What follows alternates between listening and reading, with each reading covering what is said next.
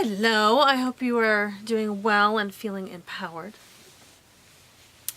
I am going to finish our discussion on the eyes in more of the emotional, symbolic, spiritual perspective. So with the body-mind connection, the things that go on with the eyes, this is beyond the nutritional, beyond eye fatigue, things like that. This is potentially added components to why eyes are having issues. And I know that there are these arguments, or not even arguments as much as disbelief in alternative medicine or in brain power over medicine type of thing. And I'm definitely not saying to override medical attention if you feel like you need to go that route. I absolutely support your decisions. I just really want you to make your own decisions. We're asking, Spirit, we and I and the collective of those who love you unconditionally, are wanting you to be conscious of your decision making and be conscious of your actions. So that's why DIY health. That's why DIY empowerment.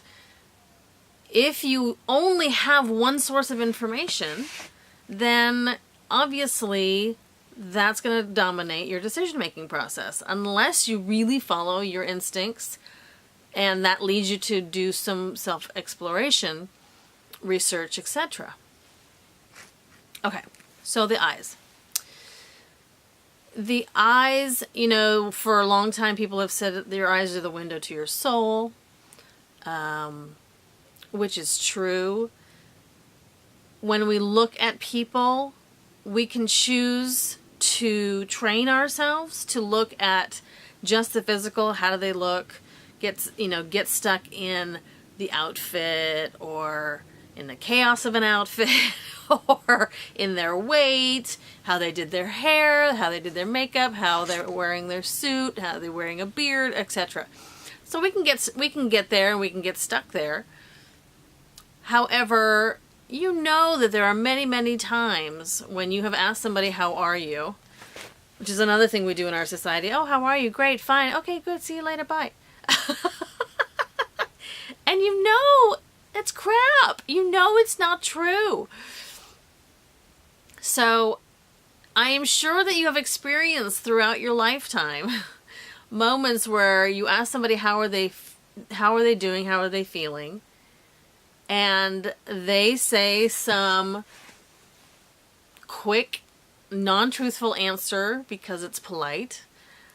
And you can see in their eyes that it's not accurate. There's something going on, right? So, yes, the eyes are the windows to the soul. That is partly why majority of the people are enamored at babies, because their souls are so clear in the moment that you just get entranced with them. Same with animals. They typically have clear souls. They carry extracurricular things that are either they take on because of humans and whatnot. But we get mesmerized in their eyes. And so your eyes really can tell what's going on. There's this entire structure of body reading, body language, specifically in the eyes. And the central intelligence uses it. So there has to be some validity to what the eyes do to direct information without words, right? So the emotional components to consider when you're looking at eye issues, especially if they're just sudden, they come in and out, they may be cyclical on some level, they may happen during a particular time of year. You know, there are seasonal conditions, especially around holidays or anniversaries of someone's passing and things like that, where that emotion can bring on certain symptoms. So, if you're seeing a slow progression, you know, that could be toxicity that's been accumulated, that sort of thing. Could also be obviously nerve issues, which are a whole nother level, which we kind of talked about more on the physical side. So the emotional part is I'm being willing to see truth, being willing to see the truth in yourself, being if you're having eyesight problems, you can have a belief like, I don't want to see the bad in the world. I have to distort the truth in my life. You can see how distorting the truth as a requirement emotionally could tell and give signals to your eyes to start distorting. Okay.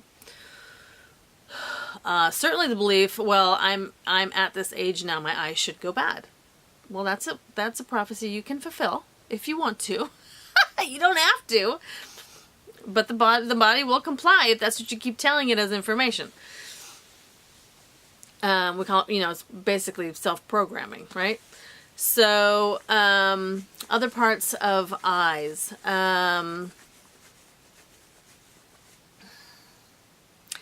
Since the eyes regulate also, they regulate focus. Some of the symbolism beliefs about being able to focus. So, I've never been able to focus. I'm scattered, so I can't focus. All those kinds of things, right? I'm listening for other ones. I might even check my list just to see if I didn't forget anything. I'm not willing to see fill in the blank. Especially if there's trauma with another person involved and not wanting to see them in a bad light, right? So if you've held somebody as an idol or an ideal up on a pedestal and then they started faltering, not being willing to see the truth that they may be infallible is definitely something.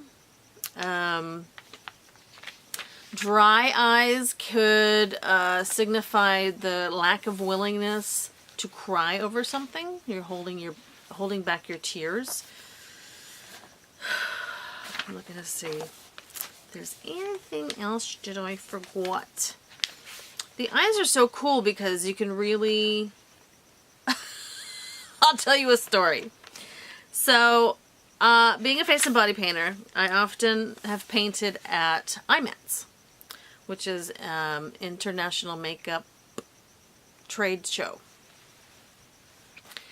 And I wanted to go one year in some kind of costume, makeup, heavy makeup, to kind of go incognito, right? Well, that didn't work so bad. It didn't work so well. And I thought for me, because I covered my nose a little bit, because I know my nose kind of gives me away, and people recognized me. And I was so irritated. They recognized me. And you know what they said? I could tell by your eyes. I think next time I'm going to wear contacts or glasses. And maybe I'll go incognito then. Showing your emotions through your eyes, right? So, if someone says to me, okay, so I can recognize you by your eyes, that means on some level, it's not just the shape of my eyes, it's some level, it's some sort of expression that I'm giving out through my eyes. So, if you are hesitant to express your spirit, express your soul, and have the world see you, you would want to create possibly some filters on your eyes. Kind of a cataracts kind of thing, right? Start making cloudiness so that you don't see the world and they don't see you either. So these are just examples of things that assist in the perpetuation of eye issues, okay? Sometimes they start emotional and go to physical. Sometimes they start physical and then end up going emotional. But many times they go hand in hand. I have assisted clients, one client in particular, with the eye pressure that she had dysregulated. The numbers went up very high and the doctors were very concerned, and so we did quite a bit of work around it, and the numbers came down and then continued to decrease. And she's getting older, so there's that. And so, you know, when you don't want to tell someone your truth, you know, we tend to look away. We don't want to look somebody in the eye, right? Because they can see if we're telling the truth or not. I mean, the actual physiological part of lying is your eyes dilate and retract depending upon your truth. So when you're nervous, your eyes are going to dilate, similar to a cat. If the cat's on alert, the eyes dilate so they can see as much as possible. So, yeah. So, you know, there is science behind this kind of reaction. They just don't typically go into the emotional part of it. There are sometimes where people will say, you know, okay, so this is the more bizarre side, right? Oh. Okay.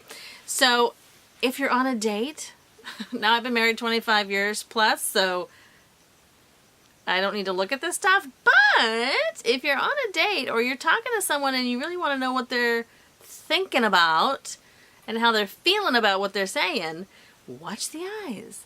If the eyes get comfortably small, they're comfortable. If they start going open, then they can also be very uncomfortable, right? So comfortable is relaxed, uncomfortable, alert, right? If they're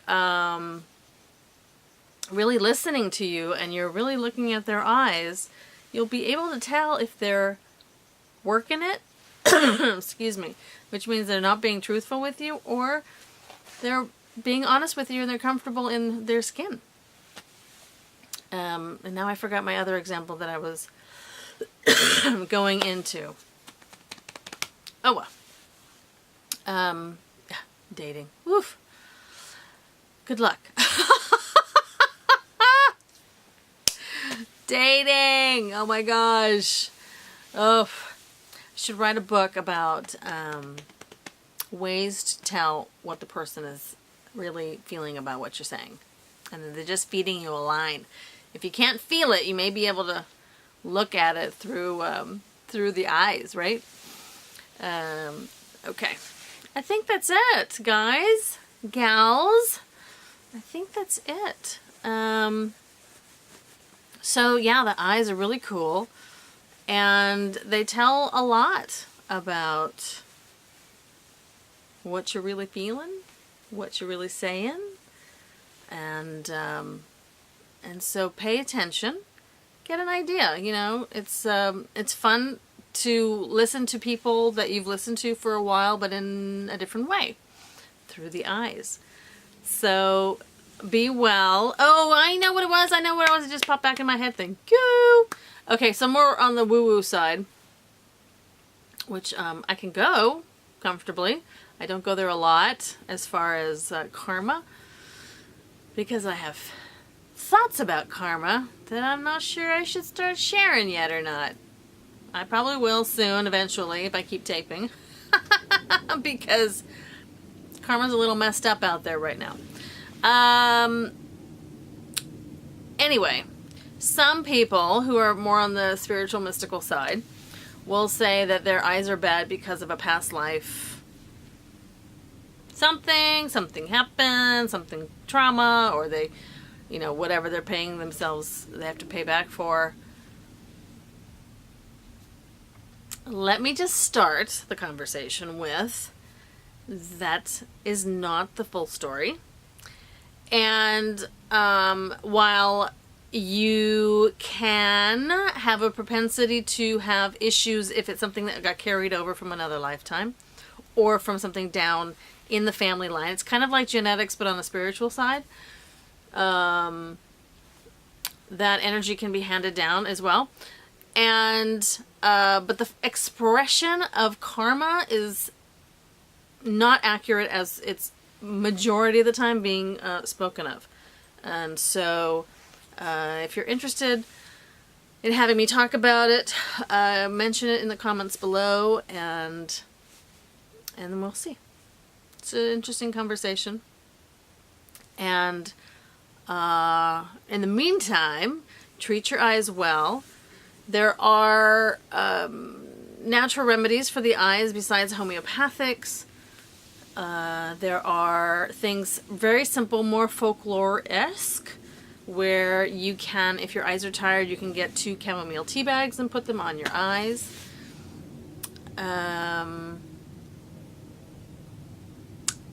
Oddly enough, the best thing for eye issues, such as pink eye, etc., is breast milk. Any breast milk. So, yeah, because it's packed full of good stuff. Now, if that weirds you out, you can do, there are more natural eye drops for your eyes. There is a herb called eye bright, which you dilute very generously, and you can do drops in those for your eyes to wash them out. If you happen to have light eyes or blue eyes, please do wear sunglasses, but for almost anybody now, please wear sunglasses. The sun is very, very difficult and hard on the eyes in this current condition of our world, whether that's the whole ozone reduction thing or just all the toxic chemicals in the air from flyby airplanes and chemtrails and blah, blah, blah. I mean, it's endless, right? So don't complain about it. Do research about it. At the same time, protect your eyes. You ain't gonna get new ones, although, yeah, eye transplants, I'm sure, are available now, as everything else is. But why? Yeah? Just take care of them. And so with that, I wish you well, and we'll see you in the next video. Thank you so much for watching. Take care. See the world for how it is. Change your view. It could be more interesting.